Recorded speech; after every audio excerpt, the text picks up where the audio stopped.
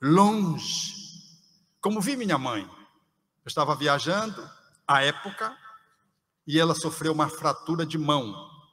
Ela ia visitar o meu pai, que estava com 94 anos na UTI.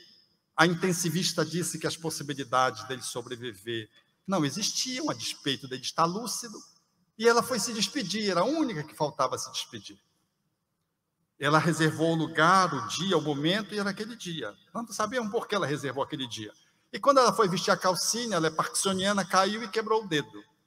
E quando quiseram levá-la para o pronto-socorro, ela disse, não, eu vou ver o meu marido no hospital, vou ver o Abel.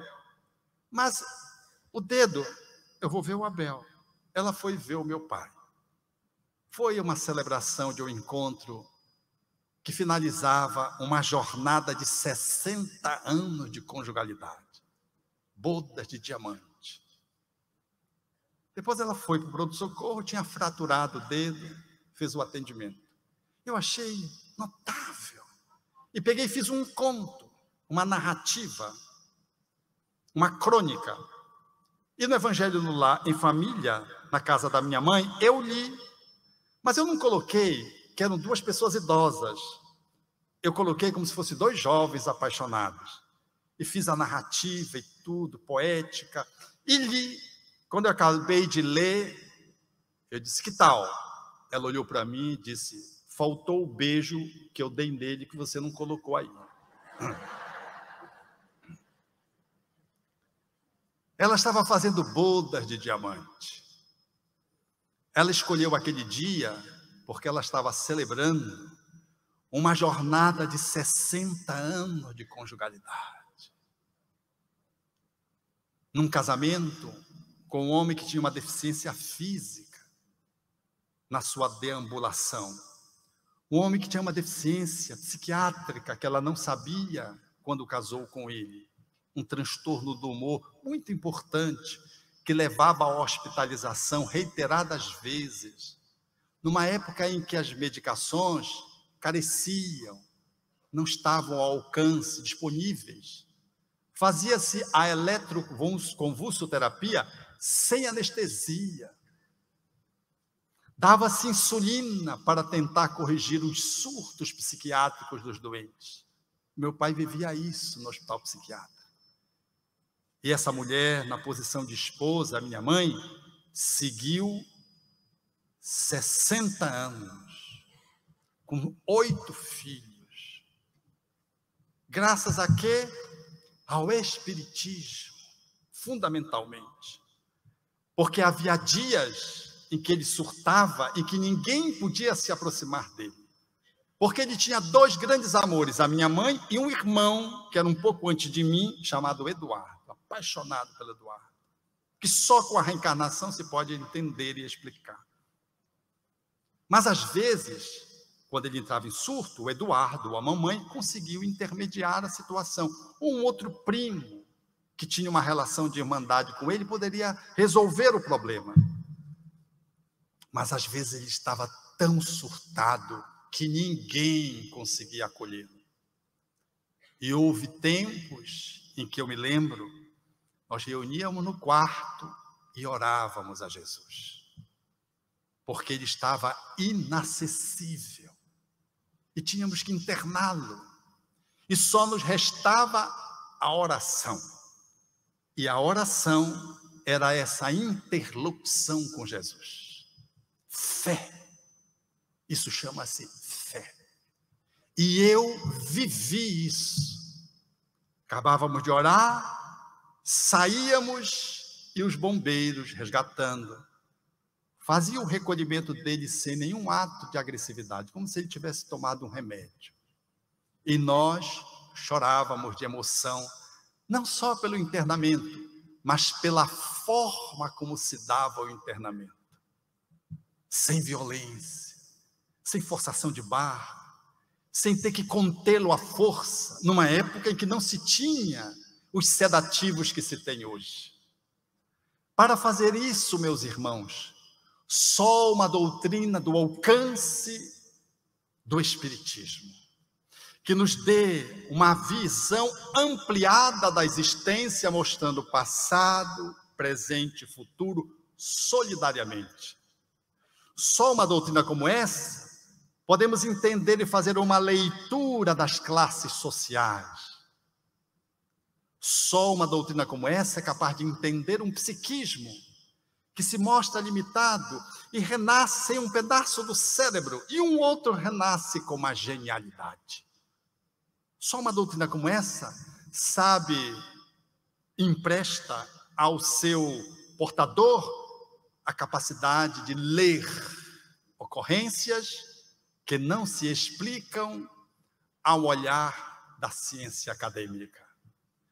Quantos de nós, perambulando no dia a dia, todos os dias, observamos no noticiário, parece, como diria o psicólogo Abraham Maslow, que a Terra anda mal frequentada nesses dias.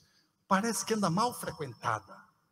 Mas o Espiritismo vem e nos dá essa percepção de transformação. O planeta de regeneração vai aos poucos se insurgindo como um alvorecer. E nos assinala a importância da estrutura da família. E diz os Espíritos a Allan Kardec, é lei da natureza. Nesses dias em que se questiona a família, aonde parece que as relações afetivas, conjugais, deixaram de ser para ser apenas encontros sexuais. Aonde a gente se vincula a qualquer pessoa, de qualquer jeito, de qualquer modo, sem nenhuma consequência que possa gerar em mim uma responsabilidade pelo compromisso afetivo assumido. Um dia em que as crianças, hoje, são colocadas como sendo adultos de miniatura, e parece que elas não precisam ser educadas. Nunca houve tanta dor dentro do lar como nesses dias de escuridão. Porque nós avançamos muito na tecnologia. Vivemos momentos da inteligência artificial. Qualquer um já pode acessar pelo seu smartphone a inteligência artificial. Os centros de inteligências estão dispostos pelo mundo.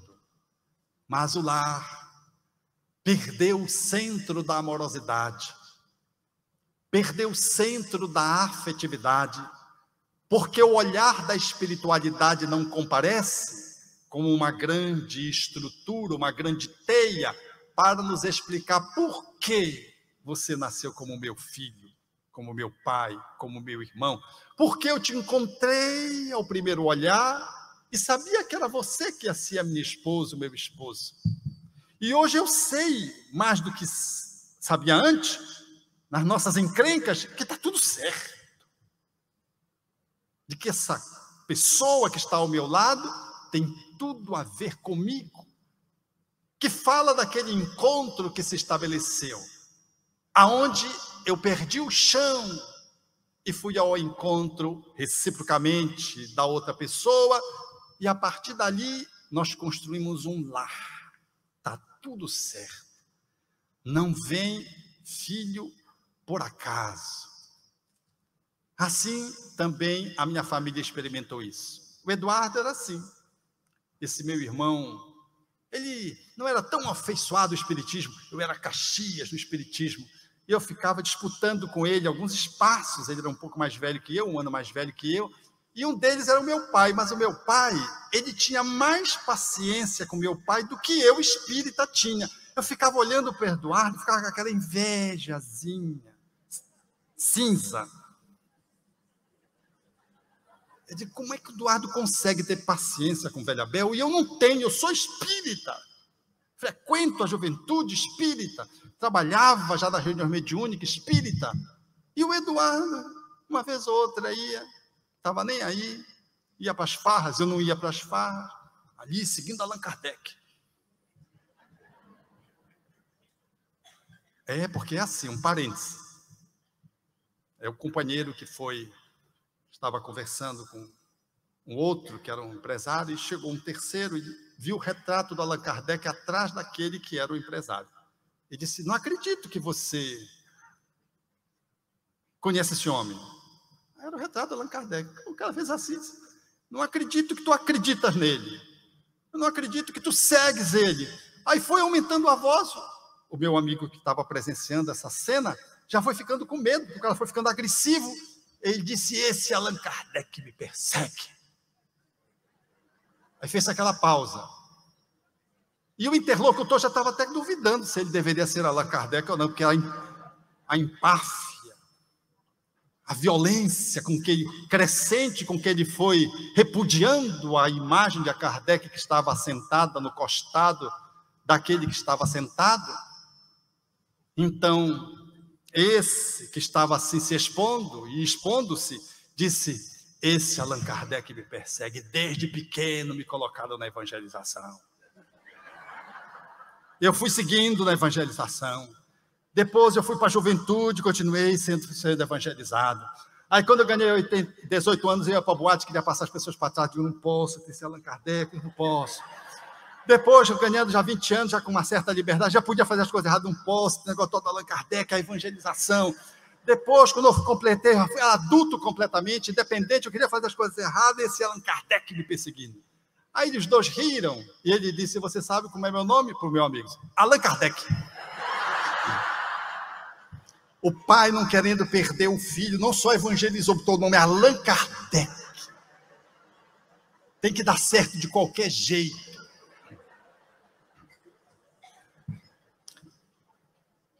Assim o Eduardo. Queria saber do Kardec. Ia para as farras. E eu ali, Kardec. Mas ele com o papai era melhor do que eu. E o papai tinha um carinho por ele que não tinha por mim. Eu digo, mas eu sou o filho que dou o melhor exemplo. Eduardo exagera, ele ia colar nas bebidas, e não sei o quê, ia para umas farras. Às vezes falhava em alguns deveres dos filhos, como filhos. Como, por exemplo, jogar bola na rua. A gente não podia jogar bola na rua. O papai, quando via eu, Eduardo, jogando bola na rua, ele bronqueava comigo, mas Eduardo... Eu digo, Eduardo, o que é que ele disse? Não disse nada. Eu digo, uma coisa deve ser mediúnico isso, porque... Mas depois nós fomos aprendendo com o Espiritismo. Almas que se amam, sintônicas no bem ou no mal. O Eduardo era o coração de ouro do papai. Nós dizíamos que era o filho de ouro, nós éramos de latão, nem de prata, latão. E tudo que precisávamos fazer com o velho Abel, a gente pedia para o Eduardo. Então ele precisava fazer um exame de próstata. Ele não queria ir, disse, não vou fazer esse exame. Aí nós chamamos o Eduardo. Eduardo, pai, vamos. Botou no carro, olhou para ele, disse, papai, o senhor sabe o que vai fazer, né? O senhor faz exame de próstata. E ele ria. O senhor sabe que o senhor vai levar uma dedada, o senhor não sabe? Ele ria. Com a gente ele brigava. Com o Eduardo, que sabendo que ia levar uma dedada, ele ria. Era o amor. Aí eu comecei a me apaixonar pelo amor deles. Era recíproco. Ele tentava disfarçar, mas não conseguia, o papai. E o meu irmão não conseguia esconder a paciência, a ternura que ele tinha com meu pai. Não dá para explicar a lei da genética, da convivência social, situações como esta. Só a reencarnação explica essas ocorrências, fundamentalmente. Quando meu pai estava para desencarnar, vocês sabem qual foi o último irmão a frequentar o hospital para se despedir do meu pai? O Eduardo. Eu fui. Quando eu cheguei, oi, pai. Ele disse, cadê o Eduardo? Nem me cumprimentou. Estava para morrer.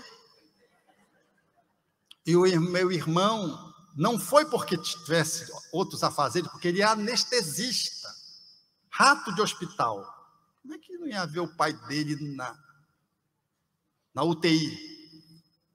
Precisou que o filho do meu irmão, neto do meu pai, portanto, viesse e emparedasse. Tu vai visitar o teu velho ou tu não vai visitar teu velho? Ele está para desencarnar, pai. Vai lá. Aí o Eduardo foi meio que empurrado. Dizer adeus para quem se ama é muito difícil. Mesmo sabendo que não vai morrer.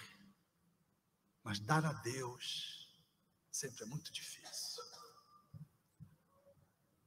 Meu pai se foi e o Eduardo está aí. A minha mãe se foi depois, e nas reuniões que nós temos feito, participados, quando os médios percussientes fazem registro, viram-na ela iluminada e o meu pai fosco do lado, porque o médium não disse nada, elogiou, não, sua mãe estava iluminada, eu estava com o teu pai, quer dizer, não fez menção nenhuma, então ele estava fosco. Fez uma encarnação, no entanto, mimosa. Eu aprendi a amá-lo à luz da reencarnação, sob o Evangelho de Jesus, entendendo que a minha mãe era um espírito superior, veio amparar a família inteira, e o meu pai era o Papa Chibé, Papa Saí, que veio para poder aproveitar o vácuo da minha mãe. Sabe aquela coisa? Você vai no vácuo do outro? A luz dela, a candeia era minha mãe, e o meu pai aproveitou a candeia para seguir. Fez uma encarnação primorosa. Eu olho hoje a encarnação dele, os exemplos, as dificuldades, os limites, chegou até o fim, até a raia da chegada, deu a bandeirada de chegada e foi vitorioso. Só a reencarnação. Família, lei da natureza. Nesses dias escuros, amigos, aonde nós nos depreendemos com doenças incuráveis, as doenças degenerativas se multiplicaram. Nesses dias aonde a violência por qualquer coisa você mata ou morre. Nesses dias aonde você não pode entrar no elevador, eu costumo dizer, você vai entrar no elevador, se você olhar para uma mulher, é assédio sexual. Se você não olhar, é preconceito. Você é condenado de qualquer jeito. As coisas chegaram num nível que você tem dificuldade de se dirigir ao outro, porque você pode ser enquadrado a qualquer tempo e a qualquer hora numa justiça que perdeu o viés da ética e fica ao sabor dos gostos e dos números financeiros. Esses são dias difíceis. Nós somos chamados a honrar aquilo que podemos fazer, transformar a regeneração em si e fazer do mundo que sou o mundo de regeneração que eu pretendo continuar habitando nas próximas encarnações.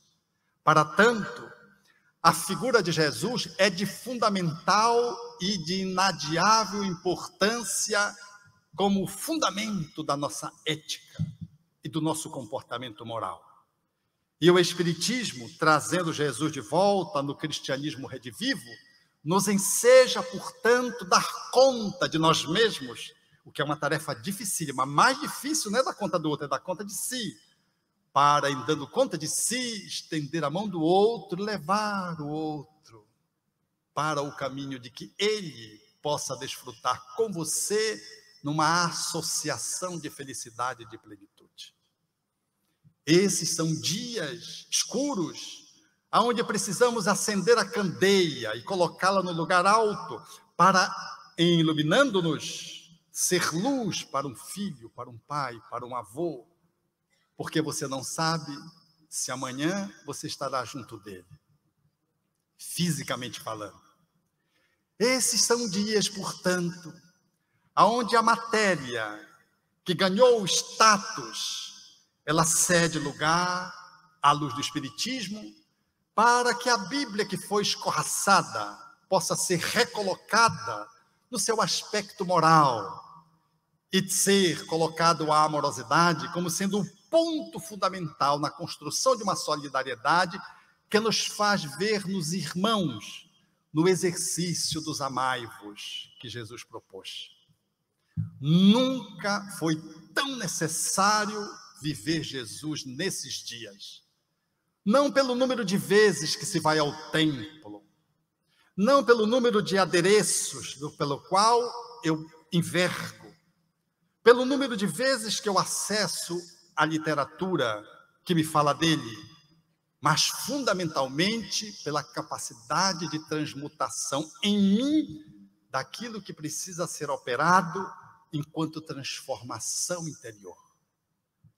É o melhor de que você pode fazer pelo mundo. Não se perca na loucura do mundo, porque você vai enlouquecer se você quiser ajeitar o mundo. Ajeite-se e cuide de você e da sua família. O próximo mais próximo está ao teu lado, às vezes dormindo com você a mesma cama, ao quarto ao lado. O próximo mais próximo são aqueles que Deus te confiou como sendo a microsociedade, que vista do ponto de vista espiritual, encontra um lugar para que você, do ponto de vista sagrado, congrace uma atitude que seja verdadeiramente cristã.